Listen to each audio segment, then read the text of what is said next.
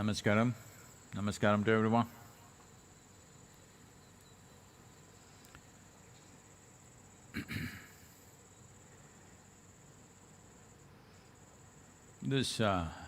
For many of you,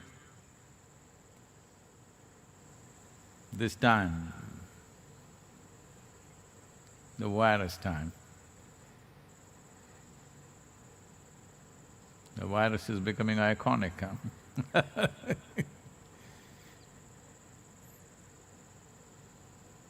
For an invisible thing, it's quite an achievement, becoming a star in the world. Terrible star, but star still. I don't think there's anybody in the world who is not taking their name at least once a day.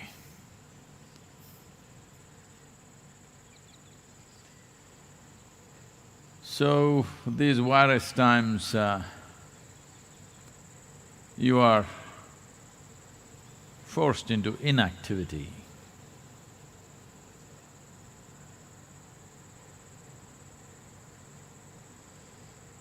Forced inactivity can feel like a prison or worse.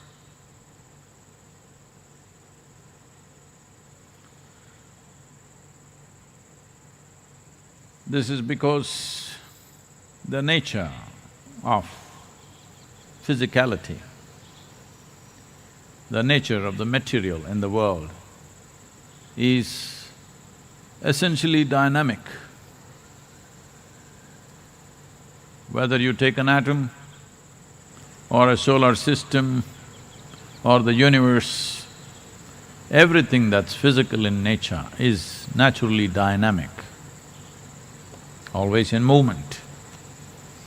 Without movement, without dynamism, there is no physical.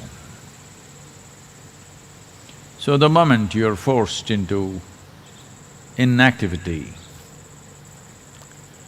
it feels like you're curbed, restricted, imprisoned, or worse, it may feel death-like.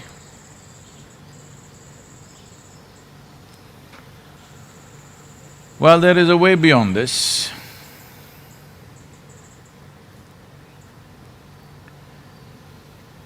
There is dynamism of activity.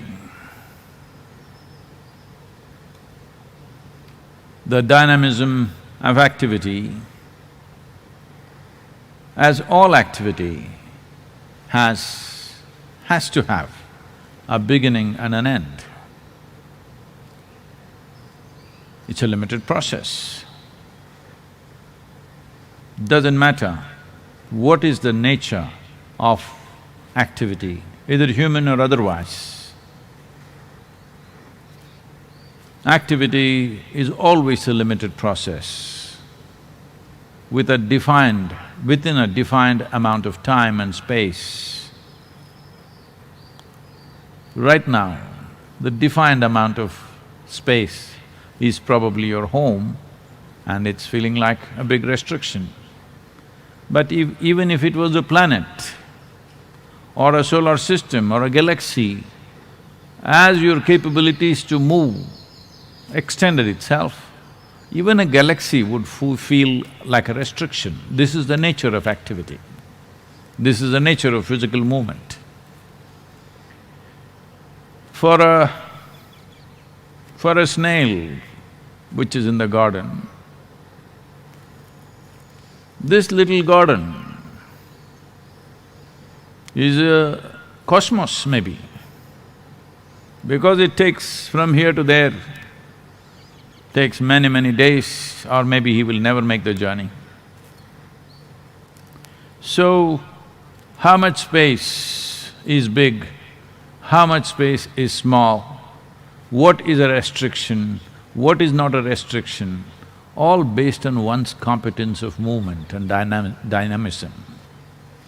So right now, one must understand the dynamism of activity is a very limited process, no matter how capable you are.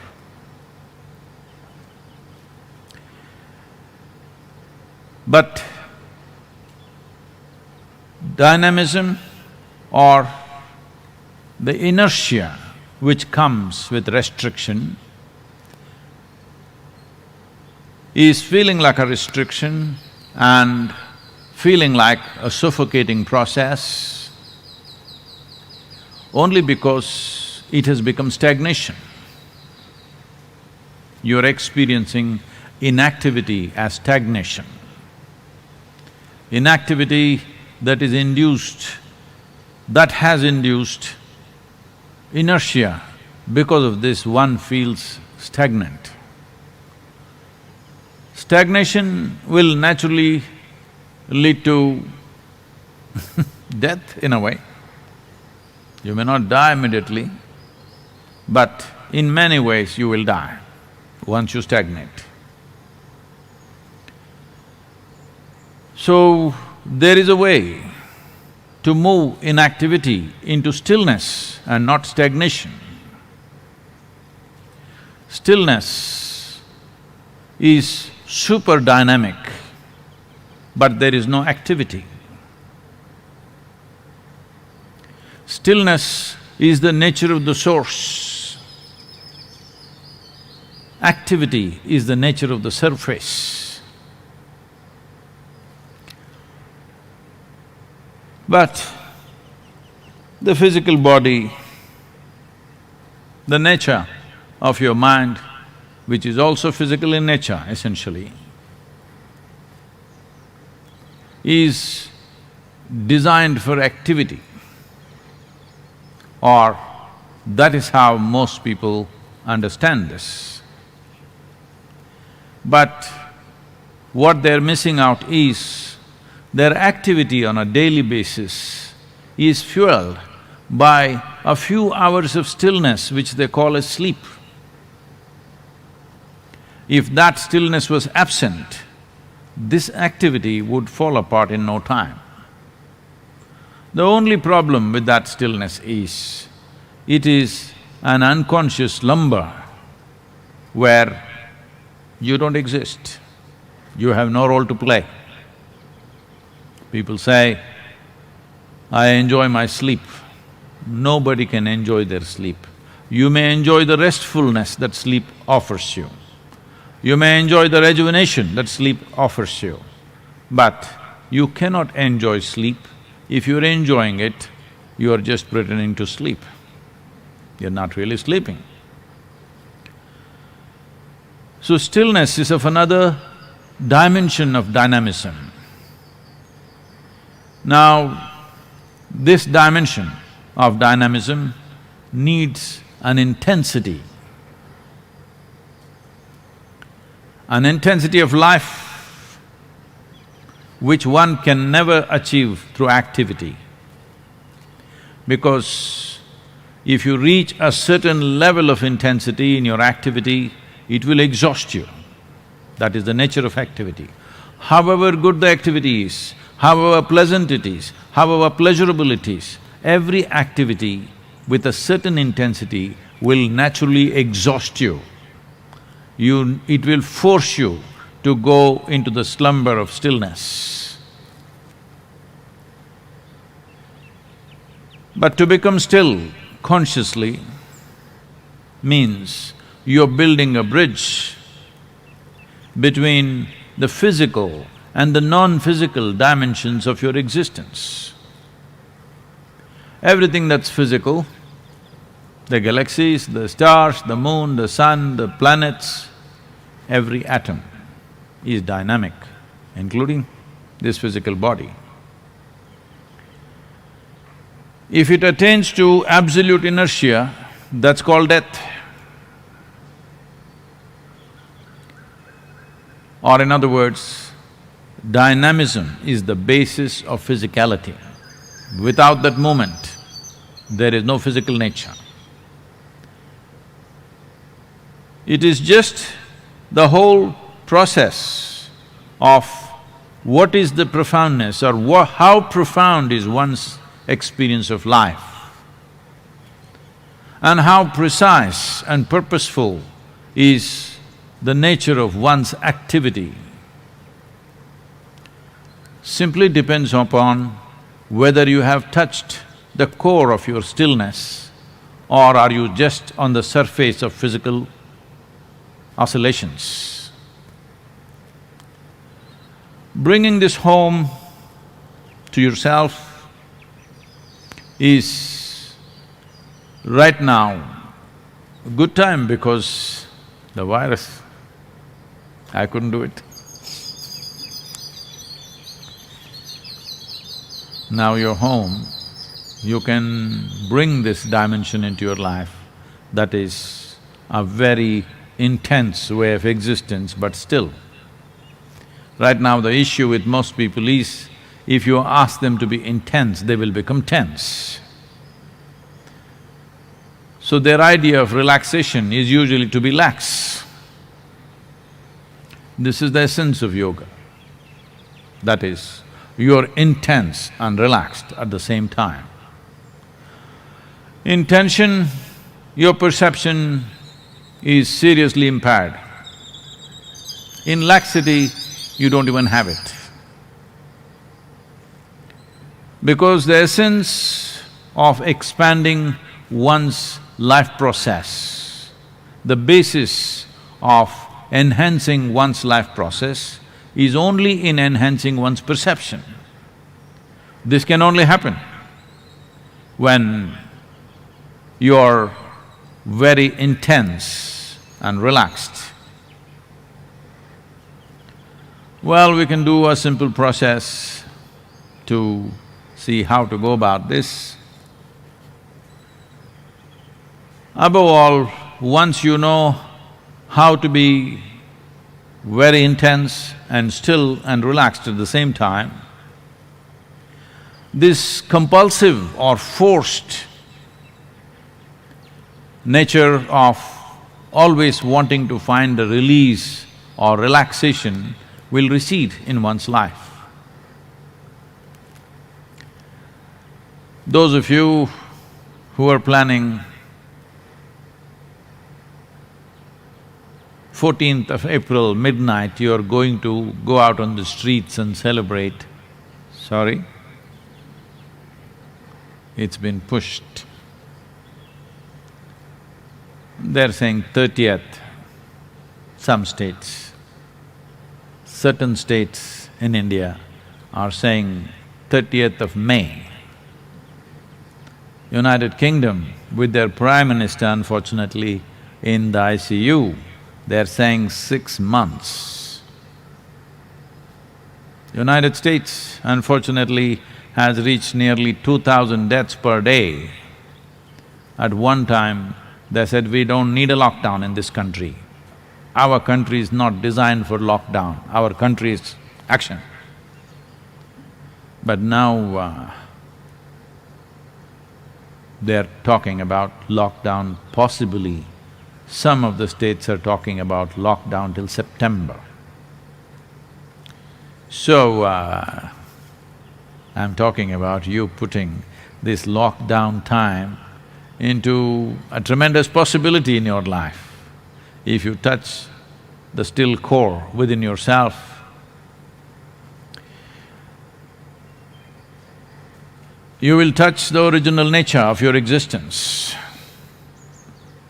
When I say the original nature of your existence, everything here in this existence is still. Only small bits of creation. There may be billions of stars, but still it occupies less than 1% of the larger space in the existence. So largely, this emptiness is still. But now, slowly, modern science is trying to figure out that there is something very powerful happening in the stillness. That is so with the larger space, that is so with this, because they are not made differently. This small little life and the whole cosmos, everything has been have been created with the same fundamental design, construction and sophistication of building is different from a single atom to the cosmos, but fundamentally the design is same. Today there is a branch of science which is developing, still many of them think it's controversial, but in the yogic culture forever we said anda pindanda. That means the way the atom is, that is the way the cosmos is. It is just the complexity and sophistication multiplies, but essentially it's the same thing. So this also has a surface which is subject to various physical realities, and this also has a core which is not subject to any of those laws. The laws that govern our physical self, you can clearly see, do not govern your mental scape. If it was so that the laws that govern your physical self also governs your mental scape, actually you would be very comfortable in your home. Right now the body is at home, the mind is all over the place, or so you think.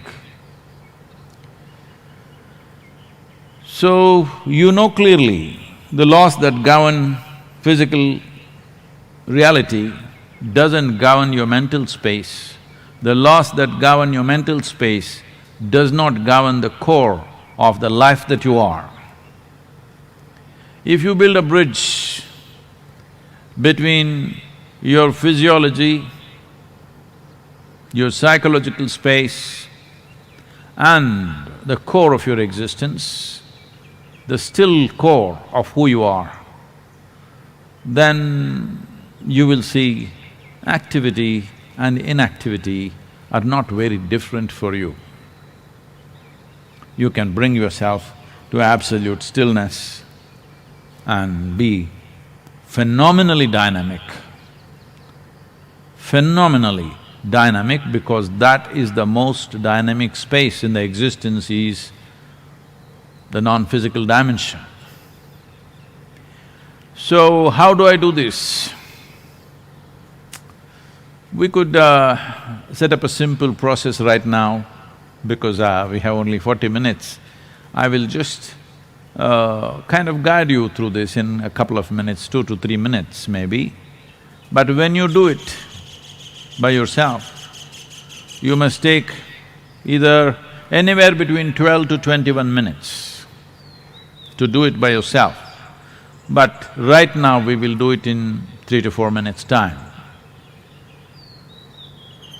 You sit in such a way, if you can sit cross-legged, it's fine, otherwise sit whichever way and sit with your spine erect, create a little bit of tension right across the body from the top of your head down to your toes. Open your eyes fully, at least create that kind of tension in your eyes like you're staring at something.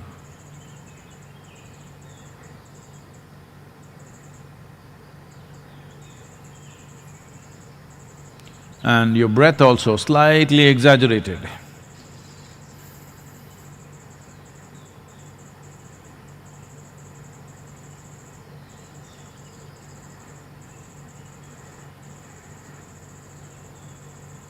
Now slowly, just only the breath, relax it.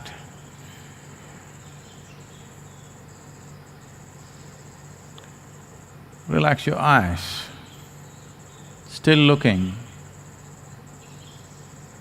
but bring staring to gazing kind of relaxation. Then starting from the top of your head, moving very slowly, relax very, very slowly. Let's say from the topmost point in your head, the top of your head, like in a radius of 1 centimeter at a time, relax like that. and continue to extend it to 2 centimeters, 3 centimeters and let it spread slowly across the body. But don't change your posture. Your physical posture is still same. The posture that you are holding with a certain level of tension, slowly transform it into a very relaxed but still exactly same posture. Do not become like this. Still the same posture, but just relax everything. If one cycle of moving from top of your head down to your toes doesn't relax you, start again and again from the top of your head and bring it down. You can clearly notice whether relaxation is happening or not, depending upon how your breath functions and also the level of stress in your eyes, because you're sitting without blinking, if possible. If the lights are comfortable, you can sit without blinking. If the light is little sharp, you may blink once in a way, but that's okay, don't worry about those things. The important thing is, you create a posture that needs a certain amount of tension to hold, then slowly relax it. Start with the breath, move to the eyes, then move to the top of the head and down and again and again and again. Hold the same posture but in a very relaxed way.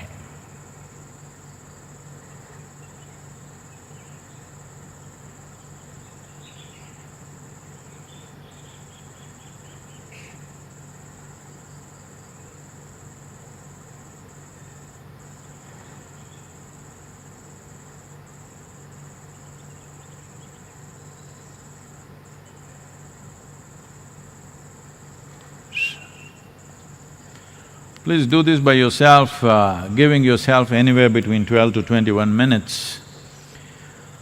The important aspect of this is, you must understand, when your activity and your life is related to the nature of activity you perform, physically, mentally, emotionally, and it's limited to that, you naturally become, unknowingly, very prejudiced in terms of life.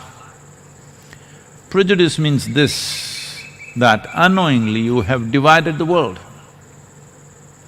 First division happens, me versus the cosmos. Then it feels very lonely, so me and my family versus the cosmos. Then that also feels terrible, as you know right now in the lockdown, me, my friends and rest of the universe. That also doesn't feel good, then you say me and my community and rest of the universe, me and my nation and rest of the universe. Like this we may expand boundaries, but the problem is just this. The moment you identify with the limited aspect of physical dynamism, you naturally become a prejudiced existence. If you build a bridge with the still core of who you are, you become an unprejudiced existence. And this is very important if you want to perceive life just the way it is. You will always find that probably criminals are less prejudiced than priests, pandits, mullahs and scholars and people who think they are good. Unfortunately, this is true. Because a criminal's goal is very simple. He wants money, he wants wealth, he wants something. He has no problem whether you are a Hindu, Muslim, Sikh or Christian, he is willing to pick your pocket. He really has no problem who you are. This happened. Once Shankaran Pillai was in New York before the virus, I'm telling you. And he married a young American woman and she had just received a largesse or over $10 million from her grand aunt. After a week of marriage, she found He was barely interested in her, but only in the things that came with her. Then she cornered him and asked, "Did you marry me only for the $10 million that came from my grand-aunt?" He said, "Sarah, let me be frank with you. I really don't care from whom it came."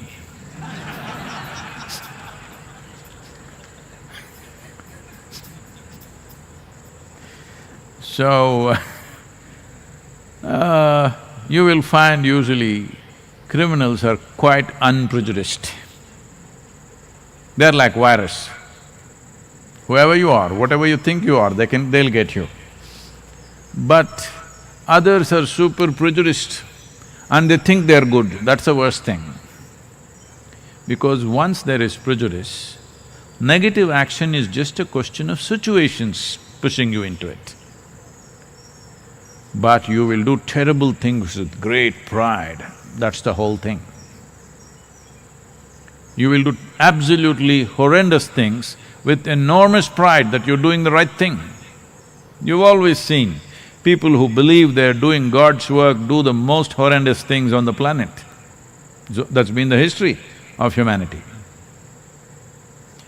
So, the source, the still source within you, if you build a bridge to that, this is a good time. This is a good time. Because dynamism has to be in your stillness, because activity could break your home. I'm sorry if I'm rubbing it on you. I hear that there is lot of domestic violence rising in the world. In some countries it's multiplied. That means your dynamism is getting destructive. Your dynamism is breaking somebody's bones, but it may break your home. Your house may fall apart if you're locked there for too long. Suppose, because they could do it. Right now, they've expressed their intention. They're saying, if citizens do not follow this, they will enforce it by locking your homes from outside. That's how serious it is.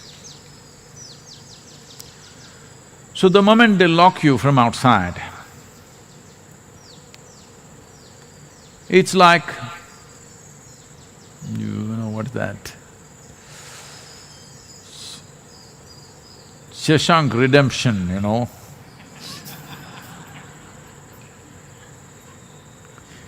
You will start breaking the wall, your own house. Yes, you will. So when the enforcement gets really tight because you don't do it consciously, then you will start breaking your own home. But you must break the right wall, otherwise you'll end up in the next home. If you break one wall, you will end up on the pavement down below from your apartment. If you break the other wall, you will end up with your neighbor that you anyway could not stand. You have to break yourself into the corridor, but they would have locked the building also. So, this domestic violence growing is unfortunate, but it's also time for you to decide where you should live. Yes, you should.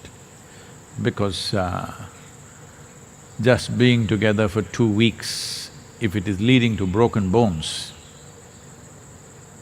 or physical injuries, I think you really have to think what is worth doing in this life, because not just me, I've been doing this for a long time but not so effectively. But the virus is reminding you that you're mortal, essentially telling you your time is limited. Whether you get the infection or not, whichever way it is very limited.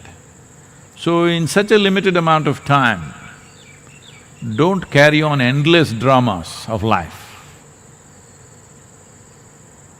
Which drama is worth playing, which will enhance your life and the lives of people around you, is something that you must take a call. No, what will they think, what will my neighbors think, what will my relatives think? Anyway, they're not thinking great things about you. Generally, they don't. Or whatever they think, whatever anybody thinks is their problem, it's not your problem. Your business is just this. This is not some philosophy I'm teaching you, this is how this plant lives, this is how this tree lives, this is how every life lives. They're all trying to make their life as beautiful as possible, as full as possible. You think this plant is worrying, my flowers are so small and feeling shy, here there's Nagalingam tree, such big fragrant flowers, is it feeling shy? Do you think so? It is throwing out its best, that's all. This is the nature of life. If you don't get contaminated by the social process, if you look at the existential process of life, you will see this is all the life wants to do. The life wants to become full. Only problem with human beings is, see, so many coconut trees, they are not trying to reach the sky, believe me, they're tall. Among the trees, they're very tall, but they have no aspiration to reach the sky. They want to be full-fledged coconut trees, whatever that is. Whether it's 70 feet or 80 feet, they're not thinking of that. All they're doing is, they're not trying to grow either. They're just putting their roots deep into the soil, getting all the nourishment they want to get, whatever happens, happens. That's the only way life can happen. You have to sink your roots into the source of who you are. What happens out of that happens, and the best will happen. But best means what? Sadhguru, can I be better than the Nagalinga tree? You're not one. Just that this life should become a full-fledged process, that's all. This is never going to be better than anything or worse than anything. So, this time at home, you must make use of it. Do not break the walls, do not break anybody else in your home. Make use of this time to mature yourself into a more profound being. This is your opportunity. Yoga yoga yogeshwaraya bhuta bhuta bhuteshwaraya kala kala kaleshwaraya Shiva Shiva Sarveshwaraya Shambho Shambho Maha